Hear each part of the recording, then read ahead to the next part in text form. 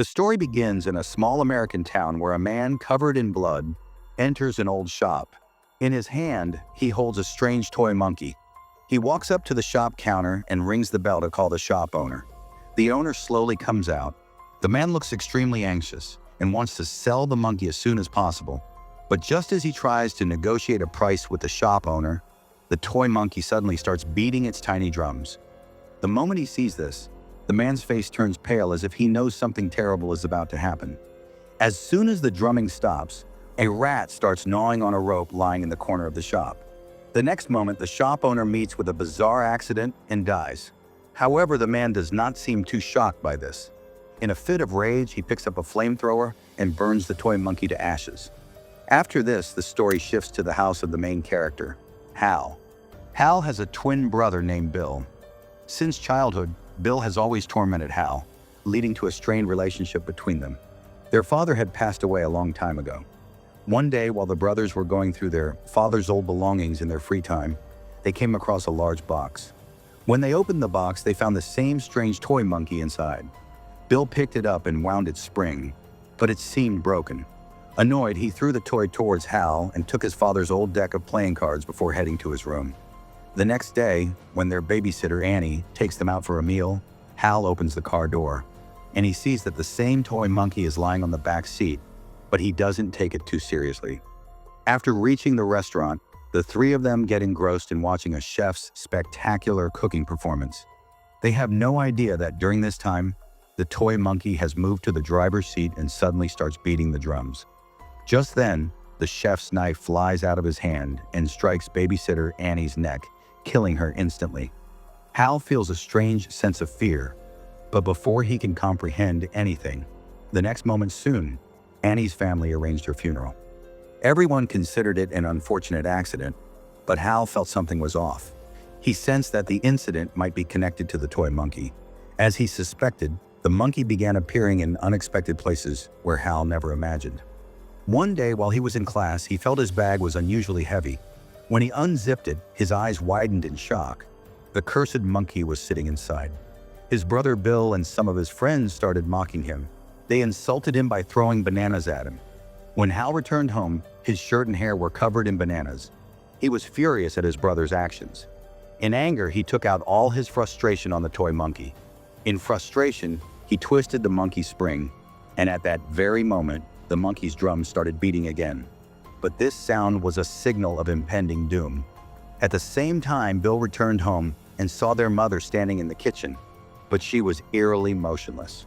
The doctors later revealed that their mother had died from a rare disease, but Hal knew that this was not true.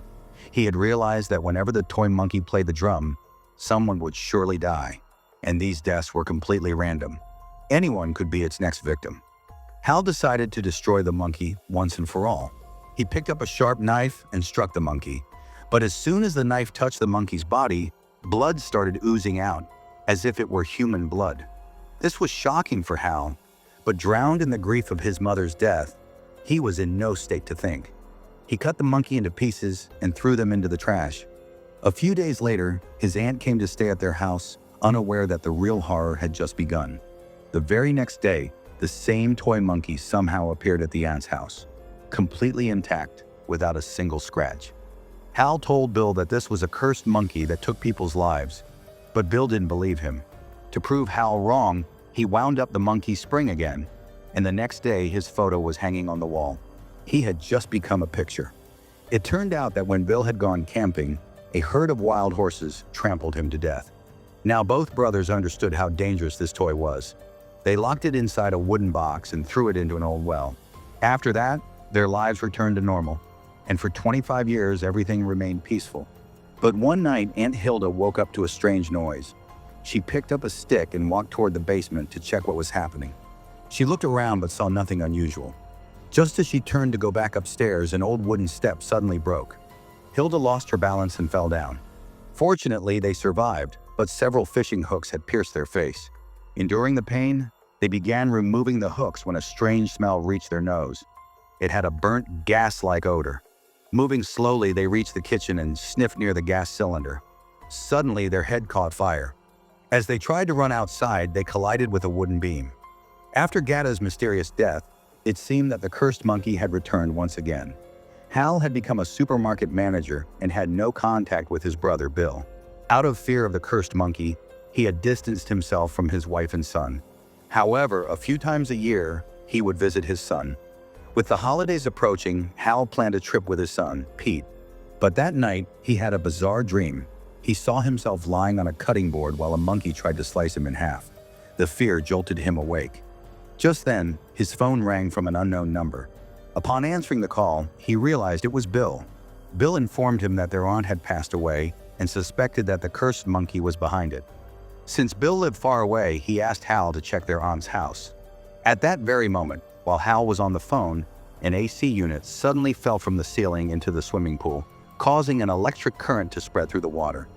As soon as the girl jumped into the pool, her body parts began to separate one by one. This horrifying incident left Hal even more disturbed. He immediately picked up PT and planned to drop him off with his mother so that he could go alone to investigate the mystery. However, PT insisted on going with his father, and eventually both of them arrived at Ithaca. Upon reaching there, a woman named Barb, a property dealer, approached them. Bill had contacted an agent in Ithaca to sell the house, and its furniture and other belongings had been sold to an antique shop. Barb informed Hal that there had been several mysterious deaths in the Ithaca. Hal asked her if she had seen a strange toy monkey, but Barb couldn't recall anything. Later, they both reached a large wardrobe, but as soon as Barb opened its doors, another horrifying event took place. Hal once again witnessed a death happening right before his eyes. The police arrived at the scene immediately, recorded statements, and advised Hal not to leave the village for the next few days. Sometime later, Hal received another call from Bill. During their conversation, Hal sensed that Bill was somewhere in the same village. As soon as Bill hung up, Hal checked his phone's call history and saw a familiar name. He immediately called that number, but the response left him completely shocked. It turned out that Bill had been searching for the cursed monkey for many years. He believed that Hal was responsible for their mother's death. The night when Harsh, Hal, and Bill had locked the monkey in a wooden box and thrown it into the well, Bill had secretly climbed down into the well. However, the monkey was no longer there. Only its winding key remained. Since then, Bill had been relentlessly searching for the monkey, and eventually Ricky had found it and sold it to Bill for a hefty price. The monkey's key was being turned repeatedly, putting Hal's life in danger. However, this curse had no fixed target. Anyone not named could also fall victim to it. Just then, Hal received a call from Bill. Furious, Hal asked Bill why he was doing this, but Bill ignored his words and instead threatened him. Bill told Hal that if he didn't want the monkey's key to be turned again, he would have to send his son, Petey. Hal didn't understand why Bill was doing this, but then he discovered that Bill had recently uncovered a strange truth. Whoever turned the monkey's key would be spared from the curse. After the call ended, Hal told Petey the truth. Petey said he didn't want to be away from his family, but he was doing it only for their safety. Just then, there was a knock at the door. When Hal looked through the peephole, he saw a man in a police uniform. Without any suspicion, he opened the door, but the man who entered wasn't actually a cop. It was Ricky. Pointing a gun at Hal, Ricky forced him to go in search of the monkey. Ricky had learned that the monkey possessed a demonic power, and his brother's mysterious death was linked to it. He had asked Bill to return the monkey, but Bill refused. The three of them reached Bill's hideout, where Ricky forced Petey to go inside and bring the monkey out. Hal repeatedly warned his son not to turn the key if he found it. Carefully, Petey entered through a narrow passage. But as soon as he stepped forward, a trap was triggered. A sharp axe swung past him, narrowly missing him. Petey was terrified but didn't lose his courage. Moving forward cautiously, he continued on. Soon he reached the person who was staring at the monkey and muttering something. As soon as Bill saw his nephew, he immediately came over and started making up lies. Bill said that the monkey was the most precious keepsake of their grandfather, but now its key was stuck. He asked Pete to try and fix it. Pete vaguely remembered a warning, but was also curious about the monkey's mysterious power. Under Bill's influence, he slowly turned the monkey's key. Just then, a strange smile appeared on the monkey's face, and it suddenly started beating the drum rapidly. Outside, Ricky, who was sitting nearby, felt an itch on his head. He tried to scratch it with the back of his gun, but by mistake, he fired a shot. Fortunately, no one was harmed. The sound of the monkey's drumming grew louder and louder. Meanwhile, Hale noticed that the misfired bullet had shattered the car's front windshield and hit a tree, where a large beehive was hanging. As soon as Bill realized that Hale was still alive, he angrily ordered Pete to turn the key again. But this time, Pete flatly refused. Furious, Bill shoved Pete hard and tried to make the monkey play again himself. However, the moment he touched the monkey, something strange happened. The monkey suddenly swung its arms forcefully and threw Bill to the ground. Hale quickly grabbed Pete and tried to escape, but suddenly the monkey went out of control. It started beating the drum non-stop, even faster than before. The moment the monkey stopped drumming, Bill heard a loud explosion from outside. When he peeked through the window, he saw a plane had suddenly lost control and was about to crash to the ground. As soon as the plane crashed, the monkey started beating the drum again. At the same time, Hale had arrived there. Angrily, he asked Bill, "Why are you doing all this?" Bill replied, "The one who killed our mother will now face the same punishment." Hale tried to explain, "Brother, that was an accident. I never imagined that this toy had such dangerous power. I loved Mom just as much as you did. Her death hurt me as much as it hurt you."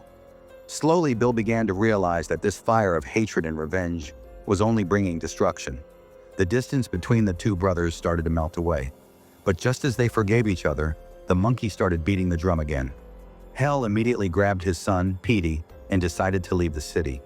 He knew that the cursed monkey could take even more lives, but he thought it was best to keep it with him so that it wouldn't fall into someone else's hands.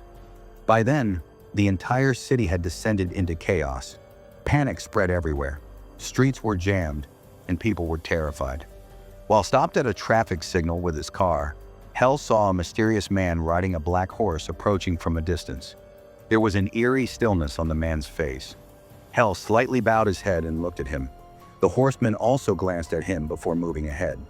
Just as he passed, a speeding bus crossed the same traffic signal. This was the story of the cursed monkey, a cycle where death kept playing its own game. This tale reminds us that no one can escape death. So why not live our lives the right way and cherish every moment to the fullest? Tell me your thoughts in the comments section. Subscribe to this channel for more horror stories like this.